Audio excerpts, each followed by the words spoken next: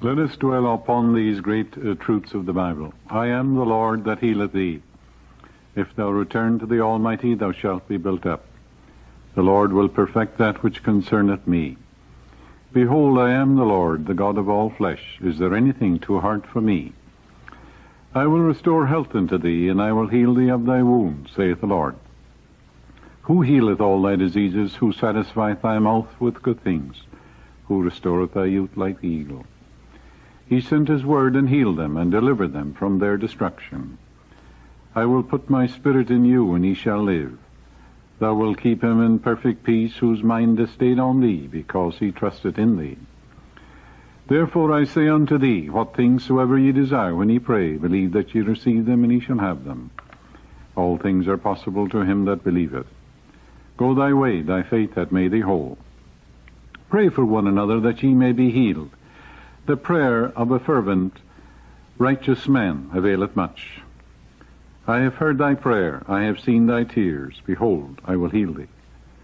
A merry heart maketh a cheerful countenance, a broken spirit drieth the bones. The tongue of the wise is health, and Paul says, glorify God in your body.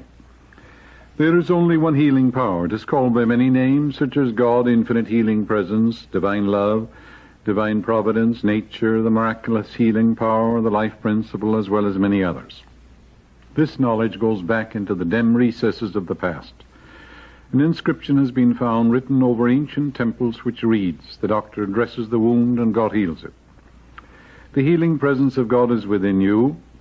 No psychologist, minister, doctor, surgeon, priest, or psychiatrist heals anyone. For example, the surgeon removes a tumor, thereby removing the block, and making way for the healing power of God to restore you. The psychologist or psychiatrist endeavors to remove the mental block and encourages the patient to adopt a new mental attitude which tends to release the healing presence, flowing through the patient as harmony, health, and peace. The minister asks you to forgive yourself and others and to get in tune with the infinite by letting the healing power of love, peace, and goodwill flow through your subconscious mind, thereby cleansing all the negative patterns that may be lodged therein. This infinite healing presence of life has been called the Father in the Bible. It is the healing agent in all diseases, whether mental, emotional, or physical. The miraculous healing power in your subconscious mind is scientifically directed, can heal your mind, body, affairs of all disease and impediments when it is scientifically, consciously, and knowingly directed. This healing power will respond to you regardless of your race, creed, or color. It does not care whether you belong to any church or whether you have any creedal affiliations or not. You have had hundreds of healings since you were a child. You can recall how this healing presence brought curative results to cuts, burns, bruises, contusions, sprains, and so on. And in all probability, you did not aid the healing in any way by the application of external remedies. A few years ago, a young man from a local university came to see me with the complaint that he was constantly hearing spirit voices, that they made him do nasty things, and that they would not let him alone. Neither would they permit him to read the Bible or other spiritual books. He was convinced that he was talking to supernatural beings. This young man was clairaudient. Not knowing that all men possess this faculty to some degree, he began to think it was due to evil spirits. His superstitious beliefs caused him to ascribe it to departed spirits. Through constant worry, he became a monomaniac on the subject. His subconscious mind, dominated and controlled by an all-potent but false suggestion, gradually took over control and mastery of his objective faculties, and his reason abdicated its throne. He was what you would call mentally unbalanced, as are all men who allow their false beliefs to obtain the ascendancy. I explained to this university student that his subconscious mind is of tremendous importance and significance, that it can be influenced negatively and positively, but he had to make sure that he influenced it only positively, constructively, and harmoniously. The subconscious mind possesses transcendent powers, but it is at the same time amenable to good and bad suggestions. The explanation which I gave him made a profound impression on him. I gave him the following written prayer, which he was to repeat for 10 or 15 minutes, 3 or 4 times a day. God's love, peace, harmony, and wisdom flood my mind and heart. I love the truth, I hear the truth, and I know the truth. I know God is love, and his love surrounds me, enfolds me, and enwraps me. God's river of peace floods my mind, and I give thanks for my freedom. He repeated this prayer slowly, quietly, reverently, and with deep feeling, particularly prior to sleep. By identifying himself with harmony and peace, he brought about a rearrangement of the thought patterns and imagery of his mind. And a healing followed. He brought about a healing of the mind by repetition of these truths, coupled with faith and expectancy. My prayer for him was, John is thinking rightly. He is reflecting divine wisdom and divine intelligence in all his ways. His mind is the perfect mind of God, unchanging and eternal. He hears the voice of God, which is the inner voice of peace and love. God's river of peace governs his mind, and he's full of wisdom, poise, balance, and understanding. Whatever is vexing him is leaving him now, and I pronounce him free and at peace. At the end of a week, this young man was completely free and at peace.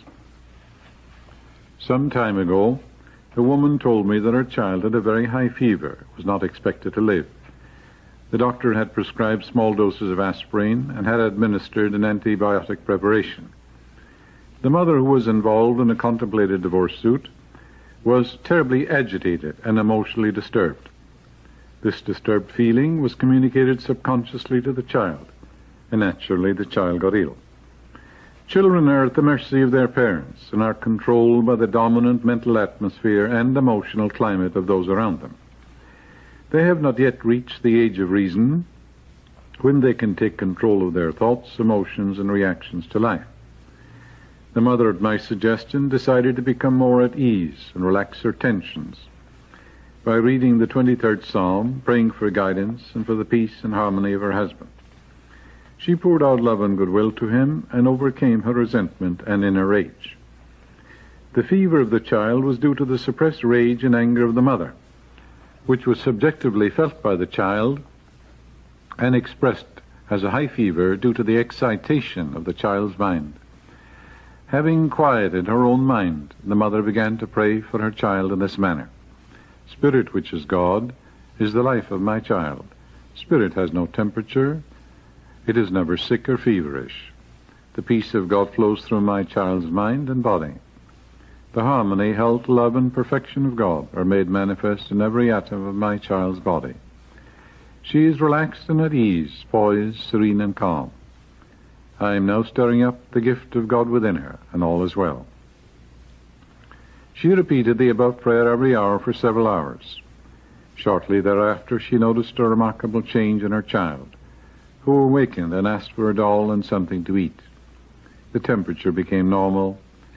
What had happened? The fever left the little girl because the mother was no longer feverish or agitated in her mind. Her mood of peace, harmony, and love was instantaneously felt by the child, and a corresponding reaction was produced. We are all natural-born healers, for the simple reason that the healing presence of God is within all men, and all of us can contact it with our thoughts. It responds to all. The healing presence is in the dog, the cat, the tree, and the bird. It is omnipresent. It is in the soil, and it is the life of all things. There are different degrees of faith. There is the man who through faith heals his ulcers, another who heals a deep-seated so-called incurable malignancy. It is as easy for the healing presence of God to heal a tubercular lung as it is to heal a cut on your finger or a pimple on your nose. There is no great or small in the God that made us all. There is no big or little, no hard or easy. Omnipotence is within all men. The prayers of the man who lays his hands on another in order to induce a healing simply appeals to the cooperation of the patient's subconscious. Whether the latter knows it or not, or whether he ascribes it to divine intercession or not, and a response takes place. But according to the patient's belief, is it done unto him. Remember the story in the Bible where the dead man was commanded, and he said to the dead man, Young man, I say unto thee, arise. And he that was dead sat up and began to speak. That's in the book of Luke.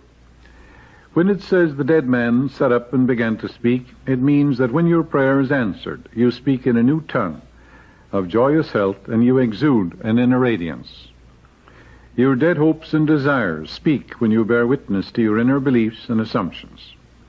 As a corollary to this, I would like to tell you about a young man I saw in Ireland a few years ago. He was a distant relative. He was in a comatose condition. His kidneys had not functioned for 3 days. His condition had been pronounced hopeless when I went to see him, accompanied by one of his brothers. I knew that he was a devout Catholic, and I said to him, "Jesus is right here, and you see him.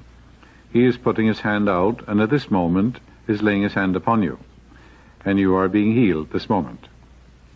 I repeated this several times, slowly, quietly, and positively. He was unconscious when I spoke, or in a comatose condition, was not consciously aware of either of us. He sat up in bed, however, opened his eyes, and said to both of us, "Jesus was here, I know I am healed, I shall live." What had happened? This man's subconscious mind had accepted my statement that Jesus was there, and his subconscious projected that thought form, which of course he saw in his prayer book or in statues in the church. That is, this man's concept of Jesus was portrayed based upon what he saw in statues, paintings, and so on. He believed that Jesus was there in the flesh and that he had placed his hands upon him. Remember, whatever suggestion you give to your subconscious mind, it acts upon it, whether it's true or false. The readers of my book, The Power of Your Subconscious Mind, are well aware of the fact that you can tell a man who is in a trance that his grandfather is here now and that he will see him clearly. He will see what he believes to be his grandfather, based on his subconscious memory picture. You can give him the same man a post-hypnotic suggestion by saying to him, "When you come out of this trance, you will greet your grandfather and talk to him," and he will do exactly that. This is called a subjective hallucination. The faith which was kindled in the subconscious of my Catholic relative, based on his firm belief that Jesus came to heal him, was the healing factor. It is always done unto us according to our faith, mental conviction, or just blind belief. His subconscious mind was amenable to my suggestion. His deeper mind received and acted upon the idea I had implanted in his mind. In a sense, you could call such an incident the resurrection of the dead. It was the resurrection of his health and vitality, according to his belief was it done unto him. True faith is based on the knowledge of the way your conscious and subconscious minds function, and on the combined harmonious function of these two levels of mind scientifically directed. Blind faith is healing without any scientific understanding whatsoever of the forces involved. The voodoo doctor or witch doctor in the jungles of Africa heals by faith. So do the bones of dogs, believed to be the bones of saints by the believer, or anything else which moves man's mind from fear to faith.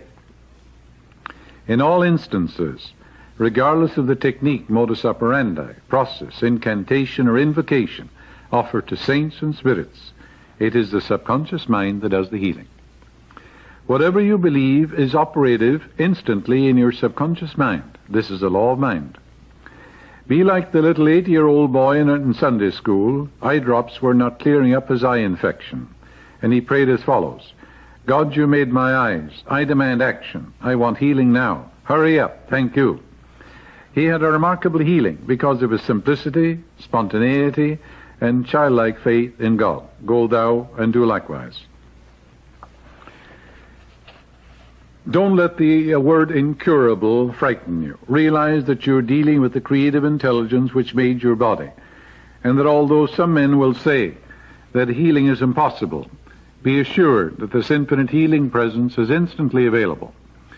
You can always draw on its power through the creative law of your own mind. Make use of this power now. Perform miracles in your life.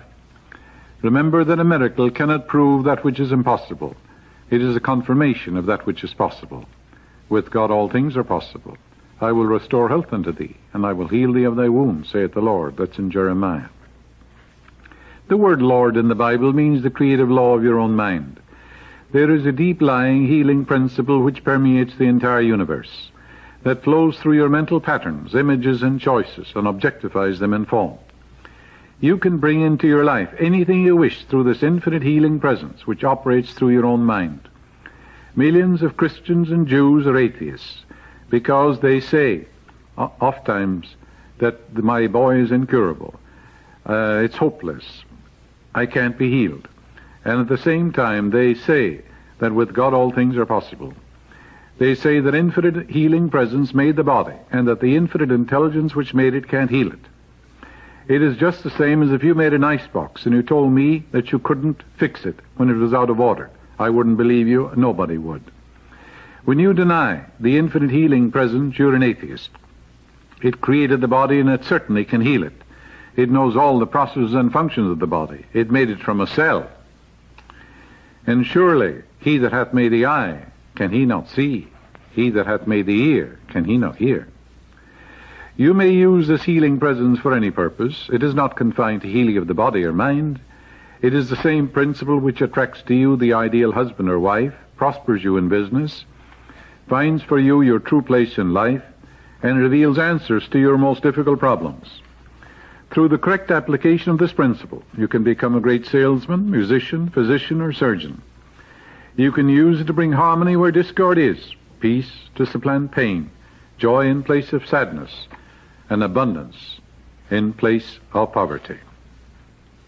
The first step in healing is not to be afraid of the manifest condition from this very moment.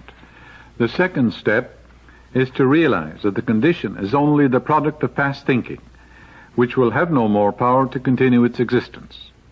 The third step is mentally to exalt the miraculous healing power of God within you.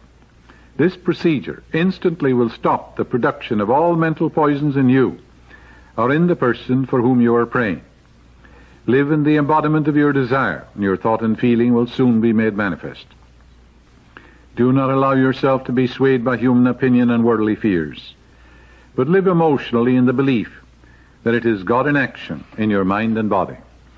The Bible says, heal the sick, cleanse the lepers, cast out devils, raise the dead. Freely ye have received, freely ye give. The word heal is an old English word, means to make whole, to integrate, to unite. Ill health is a lack of oneness with God. It means separation from the divine. He restoreth my soul, the psalmist says. Your soul is your subconscious mind. You can restore your subconscious mind to wholeness, beauty, peace, and serenity. Fill your conscious mind with life-giving patterns. Fill your mind with harmony, health, peace, wholeness, beauty, right action. Think from principles such as harmony, peace, beauty, love, joy. Preach the kingdom of heaven is at hand. You must preach it first to yourself. And the kingdom of intelligence and wisdom and power, the boundless love, the infinite intelligence of God are locked in your subconscious mind. Preach that to yourself. Teach that to your own faculties of mind. Teach your faculties of mind to give up their illusions, false beliefs, ill will, resentment, antagonism. You can't be healed and at the same time resent and hate and be full of self-condemnation. It's impossible.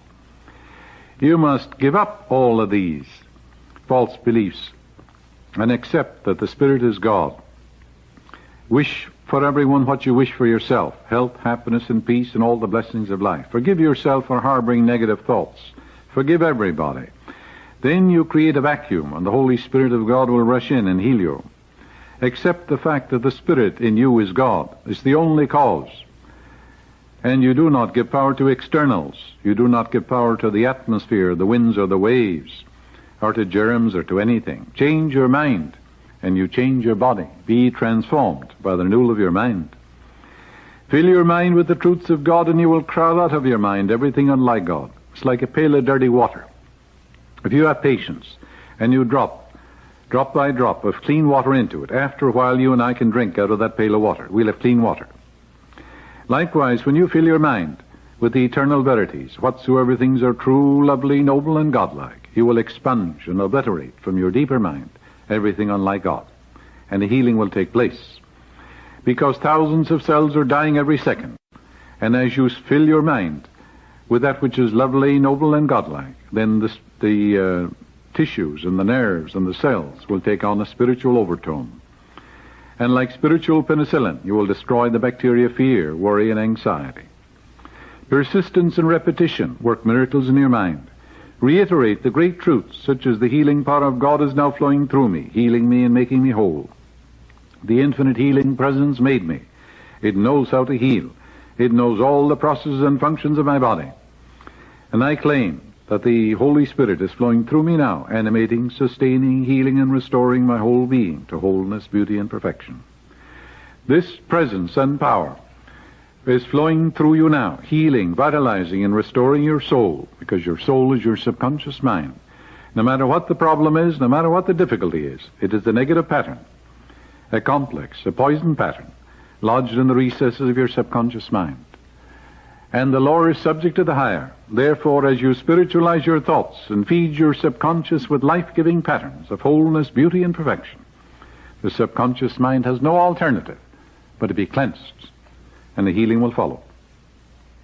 It is no use to petition God and beg and beseech that you may be healed. God does not respond to your petition, to your begging or beseeching or supplication. The God presence responds to your belief, to your conviction, to your understanding. According to your belief is it done unto you. Permanent healing follows a real change of mind and heart, a reconditioning of your mind and your heart. Announce the kingdom of heaven to your own mind. Teach your faculties, your disciples, to give up fear, hate, resentment, false beliefs. Teach your faculties not to judge according to appearances, that the external thing is a condition. You don't give power to conditions. You give power to the Spirit within you, and you allow the healing power to flow through you. Your disciples are your disciplined qualities of mind. For example, you must discipline your vision. Where there is no vision, the people perish. If you vision yourself successful, whole, vision the doctor, congratulating you on your perfect health and harmony, you go where your vision is. If you have a poor vision or a poor estimate or blueprint of yourself, you'll be sick and frustrated and neurotic. When you have regularly, systematically, and vigorously reiterated to your mind the kingdom of harmony, health, and peace, and wisdom, and beauty, and boundless love are all within you, lodged in your deeper mind, when you convince yourself that the infinite healing presence which made you is almighty, there's nothing to oppose it or challenge it. It is there waiting to be released. Then your vision will soar, your faith will be kindled, and wonders will happen in your life, and healing will follow. For all things be ready, if the mind be so. Know that there's one presence and one power, and there is none else. Know this, and you will give power to nothing else in the universe. There is no principle of disease. There is nothing to sustain it. It's a product of destructive thinking. Therefore, as you change your thought to conform to universal principles, your body must change. This is a law of mind.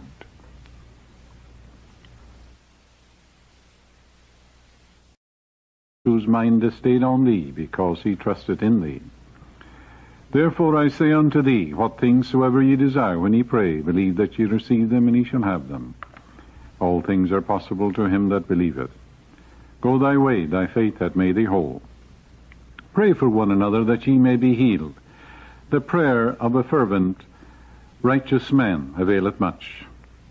I have heard thy prayer, I have seen thy tears. Behold, I will heal thee. A merry heart maketh a cheerful countenance, a broken spirit drieth the bones. The tongue of the wise is health, and Paul says, glorify God in your body. There is only one healing power. It is called by many names, such as God, infinite healing presence, divine love, divine providence, nature, the miraculous healing power, the life principle, as well as many others. This knowledge goes back into the dim recesses of the past. An inscription has been found written over ancient temples which reads, the doctor dresses the wound and God heals it. The healing presence of God is within you. No psychologist, minister, doctor, surgeon, priest, or psychiatrist heals anyone. For example, the surgeon removes a tumor, thereby removing the block, and making way for the healing power of God to restore you. The psychologist or psychiatrist endeavors to remove the mental block, can heal your mind, body, affairs of all disease and impediments when it is scientifically, consciously, and knowingly directed. This healing power will respond to you regardless of your race, creed, or color. It does not care whether you belong to any church or whether you have any creedal affiliations or not. You have had hundreds of healings since you were a child. You can recall how this healing presence brought curative results to cuts, burns, bruises, contusions, sprains, and so on. And in all probability, you did not aid the healing in any way by the application of external remedies. A few years ago, a young man encourages the patient to adopt a new mental attitude which tends to release the healing presence, flowing through the patient as harmony, health, and peace. The minister asks you to forgive yourself and others and to get in tune with the infinite by letting the healing power of love, peace, and goodwill flow through your subconscious mind, thereby cleansing all the negative patterns that may be lodged therein. This infinite healing presence of life has been called the Father in the Bible. It is the healing agent in all diseases, whether mental, emotional, or physical. The miraculous healing power in your subconscious mind is scientifically directed. Let us dwell upon these great truths of the Bible. I am the Lord that healeth thee. If thou return to the Almighty, thou shalt be built up. The Lord will perfect that which concerneth me. Behold, I am the Lord, the God of all flesh. Is there anything too hard for me? I will restore health unto thee, and I will heal thee of thy wounds, saith the Lord. Who healeth all thy diseases? Who satisfieth thy mouth with good things? Who restoreth thy youth like the eagle? He sent his word and healed them, and delivered them from their destruction. I will put my spirit in you, and he shall live. Thou wilt keep him in perfect peace,